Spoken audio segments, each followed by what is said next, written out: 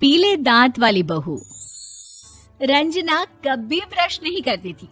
उसे कितनी बार उसके माँ बाप ने डांटा, लेकिन उसका कोई असर उस पर होता ही नहीं था, जिस कारण से उसके दांत पीले पीले हो जाते हैं। शादी के बाद अरे बहू, वैसे तो तुझ में कोई कमी नहीं है, पर तेरे दांत इतने पीले कैसे हैं बेटा? कैसे मतलब? कोई सर्जरी थोड़ी ना कराई है। वो तो क्या नाम, मैं ब्रश नहीं करती थी तो पीले हो गए। अब क्या करूं? आप कहें तो लाल करवा लूं या फिर काले? यार ये क्या है, क्यों माँ से लड़ रही हो? लड़ रही हूँ? अरे मैं लड़ रही हूँ या ये बोल रही है कि दांत पीले हैं, पीले। अरे तपस्या थोड़ी ना की है इन्हें पीले करने के लिए। बकायदा ब्रश नहीं किया है 20 साल तक, तब जाकर। छी, कैसी बात कर रही हो? ये उस वक्त तो पीले नहीं थे जब हम लोग तुम्हें देखने आए थे। अरे तब साफ करवा लिया होगा डेंटिस्ट के पास जाकर। अब देखो कैसे पीले पीले लग रहे हैं। रंजना सास की तरफ गुस्से से देखती है। फिर शुरू हो गई पीले पीले पीले। अरे पीले तो तब भी थे जब मेरे हाथ का रसगुल्ला उड़ा उड़ा कर खा रही थी और बोल रही थी, लड़की नहीं गुणों का खजाना दे रहे भाई साहब आप। खैर, अब वो लोग करते भी तो क्या करते, पीले दांत वाली बहू पल्ले पड़ी थी तो झेलना तो था ही। एक दिन कीर्तन में रंजना गाना गा रही थी। अरे कमला बहन, माँ का द्वार है, यहाँ तो सब शुद्ध होकर आते हैं, फिर अपनी बहू को ब्रश भी नहीं करवाती तुम। दूर से पीले पीले दांत भक्ति में बाधा उत्पन्न कर रहे हैं। अरे कोई 2 साल की बच्ची थोड़ी ना लेकर आई हूँ मैं बहू बनाकर। अच्छी खासी लड़की है, अरे कैसे करवाऊं ब्रश? ये तो उसे खुद करना चाहिए ना। अब माँ बाप तो इसके जैसे तैसे निपटा दिए, ये नहीं सोचा कि सास कैसे संभालेगी। सास बहू को लेकर घर आ जाती है, लेकिन सोच लेती है कि अब इसे लेकर कहीं नहीं जाएगी। अगले रोज बहू कहती है, अरे क्या हो गया, मंदिर नहीं जाना क्या? कीर्तन का वक्त हो रहा है। मेरी मधुर वाणी से कान्हा जी जागते हैं और सोते हैं। आप तो जानती है ना उनकी भक्ति में कितना मन लगता है मेरा। वो क्या है ना, तबीयत ठीक नहीं लग रही है मेरी, आराम करूंगी मैं। तबीयत ठीक नहीं लग रही? अभी तो मिथुन के गाने पर नाच रही थी आप, और अब बोल रही है कि तबीयत ठीक नहीं लग रही। अरे भक्ति में मन लगा लो सासू माँ, ऊपर जाना है, क्या मुंह दिखाओगी आप? हाँ? सास को बहू की बात पर गुस्सा आ जाता है। मैं क्या मुंह दिखाऊंगी, इसकी चिंता तो ना कर, समझी? अपने मुंह की चिंता कर, जो ये पीले पीले दांत लेकर हर जगह पहुंच जाती है। पता है लोग कितना मजाक बनाते हैं। ना जी ना, मैं नहीं जाना कहीं तेरे साथ। तो ये बात है। कोई ना, मत जाओ, मैं अपने कमरे में ही बैठकर भक्ति कर लूंगी। ऊपर वाला दांत थोड़ी ना देखता है, मन देखता है, भावना देखता है। और अरे बस बस, तू सब कुछ दिखा, बस ये सफेद चमकदार दांत ना दिखाना किसी को, है? जा यहाँ से।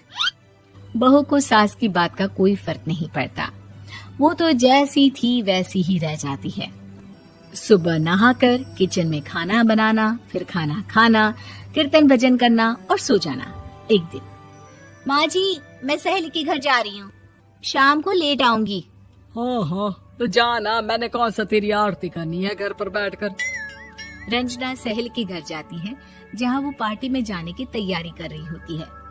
अरे शिखा, कहाँ जाने की तैयारी कर रही है? मैं गलत वक्त पर आ गई क्या? अरे नहीं यार, उल्टा सही वक्त पर आई है। मैंने ये साड़ी और ज्वेलरी निकाली है यार, शाम को इनके ऑफिस की एक पार्टी में जाना है। बताना कैसा लग रहा है ये सब? नहीं यार, इस ड्रेस के साथ तो वो वाली ज्वेलरी अच्छी लगेगी। हाँ हाँ सही बोल रही है, मैंने ध्यान ही नहीं दिया। वैसे तो हमेशा से मस्त फैशन सेंस रखती है। तो बड़ा जाती होगी ना पति के साथ पार्टी में। रंजना कुछ नहीं बोलती, बस सोचती है कि यार काश ये बात सही हो जाती, पर मैं क्यों नहीं जाती पार्टी में? क्या इन लोगों की कोई पार्टी होती नहीं होगी? रंजना घर आती है और रात में पति से सवाल करती है, एक बात बताइए, आप मुझे किसी पार्टी में क्यों नहीं ले जाते? क्या आपकी यहाँ ऑफिस में पार्टी नहीं होती?